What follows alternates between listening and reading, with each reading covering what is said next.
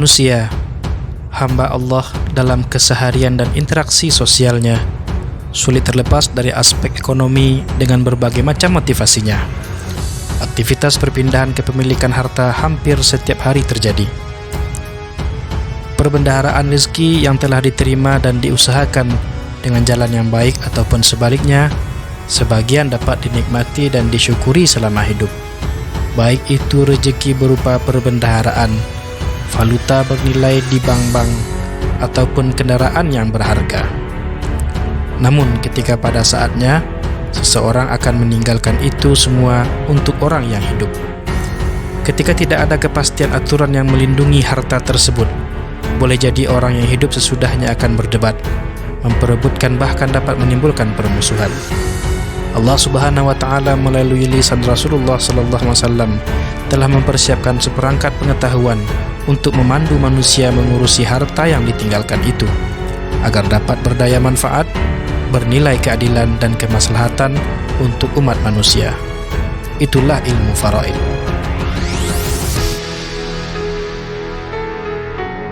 Karena itulah Allah Subhanahu wa taala menurunkan syariat berupa hukum-hukum yang dapat mengatur kehidupan dan tindak tanduk perilaku manusia selama hidup di atas muka bumi. Gunanya agar terciptanya keteraturan, ketertiban, dan keadilan serta kebahagiaan yang dapat menyelimuti semua makhluk hidup. Di dalam Al-Quran, Allah Subhanahu wa taala mengatur secara rinci dan detail tentang hak dan kewajiban yang harus ditegakkan ketika seseorang telah meninggal dunia berkaitan dengan harta peninggalannya. Nah santri, salah satu cara untuk dapat mewujudkan maksud Allah Subhanahu wa taala tadi adalah dengan mempelajari ilmu fiqih, terutama yang berkaitan dengan persoalan harta benda, kewarisan dan kepemilikan tadi, agar dapat dijadikan sebuah pedoman dalam kehidupan, sehingga hukum fardu kifayah untuk mempelajari ilmu fikih itu dapat kita pikul dengan sebaik-baiknya. Kita mulai membaca kitab Fathul Mu'in yang dikarang oleh Syekh Zainuddin bin Abdul Aziz Al-Malibari rahimahullah. Kitab ini merupakan sebuah syarah dari kitab Qurratul Ain yang beliau karang sendiri. Di dalam kitab tersebut kita akan membaca teks, kemudian menerjemahkan dan menjelaskan maksud dari kandungan teks tersebut. Gunanya nanti di suatu waktu kita dihadapkan dengan persoalan hukum seperti itu, kita mampu memberikan pencerahan, memberikan pengertian dan jalan keluar dari persoalan keuangan, terlebih persoalan syariat yang berkenaan dengan kewarisan tadi. Mudah-mudahan ananda semua dan sahabat cinta kopiah sabar belajar. Kita pasang niat karena Allah Subhanahu wa taala dengan jiwa yang berseri-seri. Bab mengenai al-faraid atau al-mawaris kita mulai pada kali ini. Simaklah bacaannya, kemudian simak pula keterangannya. Bismillahirrahmanirrahim. Alhamdulillahirabbil alamin. Allahumma shalli ala Muhammad. Qala al-musannifu Zainuddin bin Abdul Aziz Al-Malibari fi kitabih al-musamma Fathul Mu'in. Babul faraidi. Ini bab mengenai ilmu faraid. Ai masailu qismatil mawarithi. Artinya masalah-masalah yang berkaitan dengan pembagian harta warisan. Faraid adalah jam'u faridatin. Maknanya mafrudatin, sesuatu yang difardukan, yang ditentukan. Wal fardu lughatan, sementara yang fardu tersebut secara bahasa adalah at-taqdiru, ukuran atau hinggaan. Wa syar'an, secara syariat, huna di sini maksudnya adalah nasibun muqaddarun lil warithi, bahagian yang telah ditentukan oleh syariat bagi orang yang akan menerima warisan atau orang yang ditinggal mati oleh keluarganya. Ini al-warith, orang yang menerima warisan. Wa huwa minar rijali asyaratun, ahli waris dari golongan laki-laki itu ada 10. Ibnun wa bunuhu, anak laki-laki, terus anak laki-laki dari anak laki-lakinya yaitu cucu si mayat, wa abun, bapak si mayat, wa abuhu, kakek si mayat yang laki-laki dari pihak bapak, wa akhun mutlaqan, saudara si mayat secara mutlak, baik saudara kandung, saudara seayah ataupun saudara seibu. Wa bunhu illa minal ummi, anak dari saudara tadi, anak dari saudara si mayat. Semuanya, baik anak saudara mayat yang kandung atau saudara mayat, anak dari saudara mayat yang sebapak atau anak dari saudara si mayat yang seibu. Kecuali illa minal ummi, kecuali anak laki-laki dari saudara si mayat yang seibu dengan si mayat. Ini tidak menerima ini. Wa ammun, yaitu paman kandung. Wa bunuhu, anak paman kandung. Illa lil ummi, kecuali anak laki-laki dari paman yang seibu dengan bapak si mayat. Wa zaujun, dan suami. Wa dhu walain, dan budak laki-laki. 10 golongan semuanya kalau dipecah akhun mutlakan dipecah wa bunuhu illa minal ummi, dipecah amun bunuhu illa ummi menjadi 15. Wa minan nisa'i sab'un, dari golongan perempuan ini 7. Nanti kalau dipecah jadi 10 dia. Bintun wa bintu ibnin, bintun anak perempuan, kemudian anak perempuan dari anak laki-laki. Wa ummun, ibu kandung. Wa jaddatun, nenek dari pihak ibu. Wa ukhtun, saudari atau saudara perempuan, maksudnya tidak ada saudari ya, saudara perempuan. Wa zaujatun, si istri. Wa dhatu walain, wa dhatu walain, yaitu budak perempuan. Kita lanjutkan. Ini matan di atas, ini matan Qurratul Ain, di bawahnya Fathul Mu'in. Walau fuqidal warathatu kulluhum fa aslul madhhabi annahu la yuwarrathu dzul arhami. Kalau ahli waris semuanya tidak ada, telah dahulu meninggal atau tidak ditemukan atau hilang secara hukum, fa aslul madhhabi, yang menjadi pokok pada mazhab Imam Syafi'i adalah annahu la yuwarrathu, tidaklah diberikan kewarisan harta yang ditinggalkan mayat kepada zawil arham. Siapa zawil arham? Nanti di sini dia. Ada zawil arham nanti di sini. Wala yuraddu ala ahlil faraidi, dalam kasus di mana harta perbendaharaan mayat tersebut tidak habis dibagi kepada orang yang menerima. Fima idza wujida ba'dhum, ada yang tinggal berhak ahli warisnya tetapi tidak habis harta tersebut. Tidak habis harta tersebut. Contoh yang ditinggal adalah perempuan, 1 orang anak perempuan, atau 1 orang istri saja, maka sisanya tidak serta-merta dikembalikan kepada mereka yang telah menerima tadi. Balil malu li baitil mal, tetapi harta tersebut harus dikembalikan kepada baitul mal. Ini badan keuangan umat ini. Thumma illam yantazim, tapi ada kait. Namun menurut pengarang Zainuddin bin Abdul Aziz Al-Maribari, sekalipun dalam teks yang lain itu ada kritiknya. Contohnya Abu Bakar Asy-Syattadumyati itu memberi keterangan bahwa ini tidak ada kait, ini berlaku mutlak.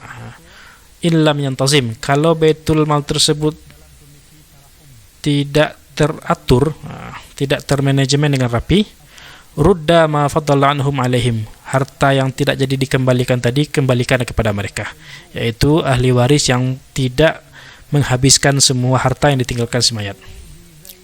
Jadi catatannya adalah dikembalikan harta kepada ahli waris yang telah menerima tadi kalau baitul mal yang siap menerimanya ternyata tidak termanajemen dengan baik. Ghairu zaujaini, tidak termasuk orang yang menerima itu apabila ahli waris yang ditinggal tersebut adalah salah satu dari istri atau suami. Artinya sekalipun yang tinggal itu istri atau suami dan baitul mal tidak tersusun dengan dan tidak termanajemen dengan baik, mereka berdua tidak menerima lagi karena sudah dapat haknya. Binisbatil furud, karena haknya sudah ada. Tsumma dzawil arham, barulah kemudian dikembalikan harta tersebut kepada zawil arham. Siapa itu zawil arham? Ini dia. Wahum ahada asyara. Zawil arham itu ada 11 orang. Yang pertama, waladi bintin.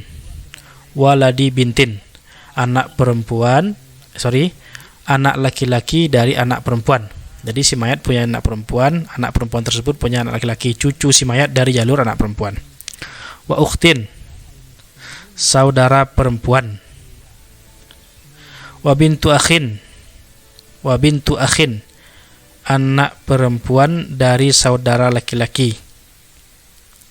Anak perempuan dari saudara laki-laki, ini ponakan ini. Wa amin, paman kandung dari pihak bapak. Wa amin li ummin, paman kandung. Paman seibu, yang mana ibu paman tersebut seibu dengan orang tua si mayat.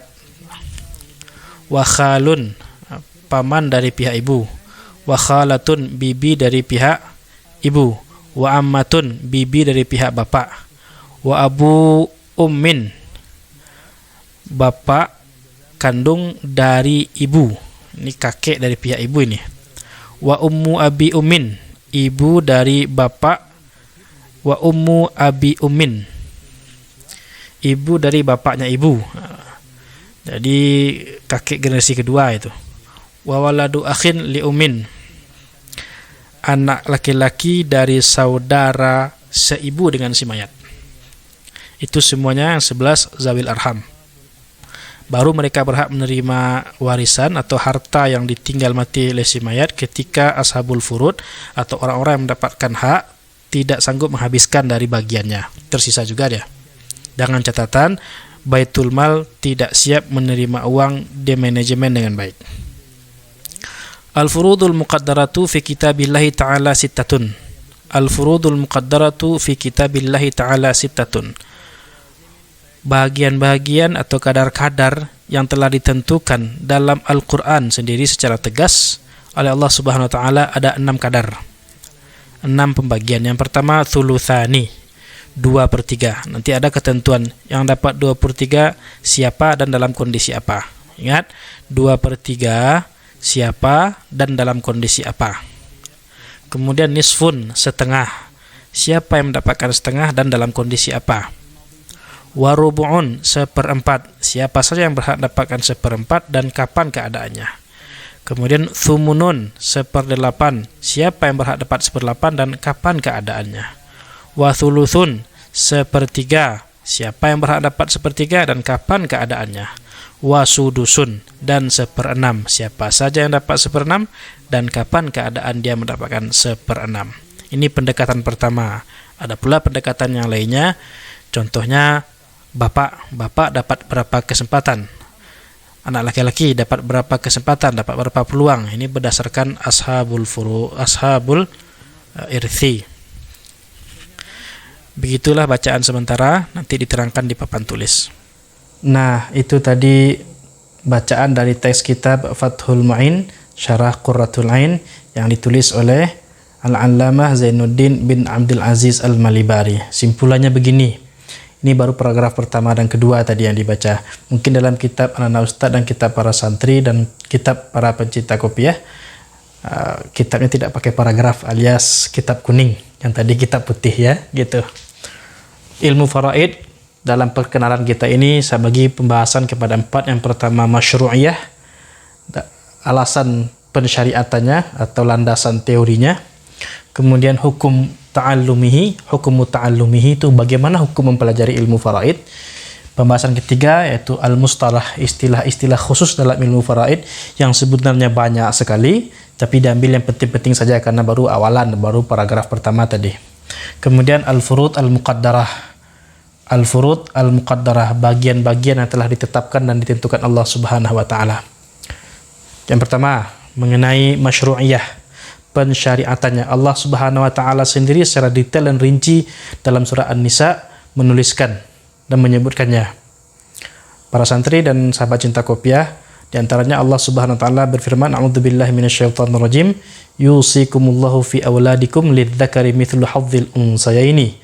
Allah memberi petaruh kepada kalian untuk meninggalkan warisan kepada anak-anak kalian, yang laki-laki mendapatkan bagian 2 kali perempuan. Nah, di situ sudah ada isyarat kewajiban untuk menuntaskan perkara harta warisan sesuai dengan kehendak Allah Subhanahu wa taala.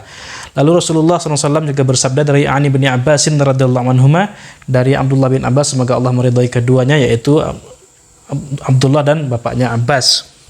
Ani Nabi sallallahu alaihi wasallam, Rasulullah SAW bersabda, penting nih, alhiqul faraida bi ahliha. Alhiqul faraida bi ahliha. Pertemukanlah, ya maksudnya beritahu hak-hak warisan kepada orang yang berhak. Maksudnya fardu-fardu, ketentuan-ketentuan dari Allah Subhanahu wa taala itu harus diberitahu kepada orang yang berhak. Dikasih tahunya, oh kamu anak perempuan, kamu dapat setengah kalau sendirian. Oh anak laki-laki, kamu kalau sendirian jadi asabah. Dia harus tahu dan tahu haknya berapa. Ya, hadisun muttafaqun alaih. Ini ada perintah loh, fi'il amar ya. Al-aslu fil amri lil wujub. Ini ada perintah dari Rasulullah SAW untuk mempelajari ilmu faraid. Mana kalimat pelajarilah, secara akal saja dapat kita ambil kesimpulan kalau disuruh oleh Rasulullah mengerjakan sebuah perbuatan, otomatis disuruh mencari ilmunya, disuruh tahu caranya. Ini caranya, ilmu faraid, ilmu mengenai ketentuan-ketentuan pembagian harta warisan berdasarkan Al-Quran dan Sunnah, juga terhadap kesepakatan para sahabat Rasulullah Sallallahu Alaihi Wasallam. Alhiqul faraida bi ahliha, sampaikanlah, beritahulah hak-hak kewarisan kepada ahlinya, kepada keluarga si mayat yang ditinggalkan. Mana yang fardu-fardu ini? Ini dia nanti. Faraid ini dia nih. Nah, ini dia.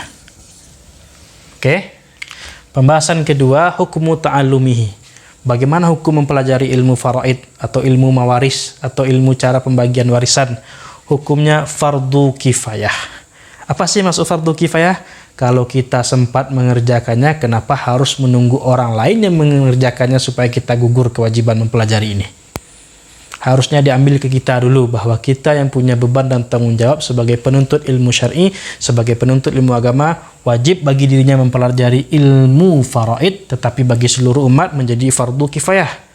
Kita yang mewakili umat untuk mempelajari ilmu faraid. Hukumnya fardu kifayah. Bila tidak ada orang yang mempelajari ilmu faraid, kacau balaulah dunia seperti yang diterangkan tadi. Kemudian al-mustalah, mustalah tertentu, istilah-istilah tertentu, itu al-warith. Al-warith, orang yang menerima warisan. Kalau A mati, B keluarganya, maka B disebut al-warith, mendapatkan warisan. At-tarikah. At-tarikah maksudnya seluruh harta yang benda yang ditinggalkan oleh si mayat, berupa harta benda dalam tanggungan, harta benda yang sudah dilunasi, harta benda dalam bank, harta benda yang terlihat berjalan atau tidak berjalan, pokoknya semua yang ditinggalkan bisa dinilai, disebut dengan tarikah. Menjadi al-irthu, dia menjadi irsu, menjadi miras apabila sudah ditamyiz, sudah disisihkan dari tarikah tersebut, mana yang hutang dibayarkan, mana yang penyelenggaraan jenazah dibayarkan, mana yang beli kafan, beli papan, segalanya dikeluarkan. Tinggallah harta yang akan dibagi. Harta yang akan dibagi itu disebut dengan al-irthu atau al-mirath. Secara global namanya at-tarikah, yang telah khusus untuk dibagi disebut al-mirath atau al-irthu. Itu istilah-istilah yang pertama. Banyak lagi istilah yang lain, ada ashabul furud, ada asabah bil ghairi, asabah ma'al ghair, ada aul ar-raddat, ada rad, ada zawil arham. Ada baitul mal tadi disinggung juga. Baik sahabat cinta kopiah, para santri yang budiman rahimakumullah, yang keempat, al-furud al-muqaddarah. Bagian-bagian yang tertentu, angka terbayang di sini. Kalau dibaca al-furud al-muqaddarah, berarti sejumlah angka yang ditetapkan Allah, sejumlah angka yang ditetapkan dalam Al-Quran. Ini dia, 1/2. Siapa saja yang dapat 1/2? Kapan keadaannya? Nanti 2/3, 1/3, 1/4, 1/6, 1/8. Tadi yang laki-laki ada 10, yang perempuan ada 7. Semua laki-laki tersebut ada bagiannya di 6 kategori ini, tergantung keadaannya. Contohnya nih, contoh saja nih, anak laki-laki kalau ada saudara perempuannya, bapaknya meninggal, maka dia berdua mendapatkan asabah bil ghairi, tidak dapat angka seper-seper. Ini dia. Anak perempuan, kalau dia sendiri anak perempuan dapat 1/2. Kalau berdua anak perempuannya dapat 2/3 untuk mereka berdua.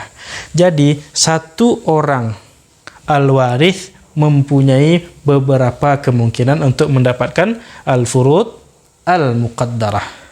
Tinggal nanti sahabat cinta kopiah dan para santri mau yang mana cara menghafalnya. Mau dari angka 1/2 siapa yang berhak dapat dan kapan keadaan, atau mau dari orangnya. Ini orangnya suami berapa kemungkinan, atau dari angka dulu. Nanti kita lihat seiring perjalanan waktu mana yang paling gampang untuk dikuasai. Nah, itu tadi penggalan teks yang kita baca, berikut dengan keterangan dan penjelasannya. Kita lanjutkan pada kesempatan berikutnya, tentu dengan teks yang berbeda, dengan keterangan yang akan kita sampaikan berdasarkan hasil penelitian para ulama, insya Allah.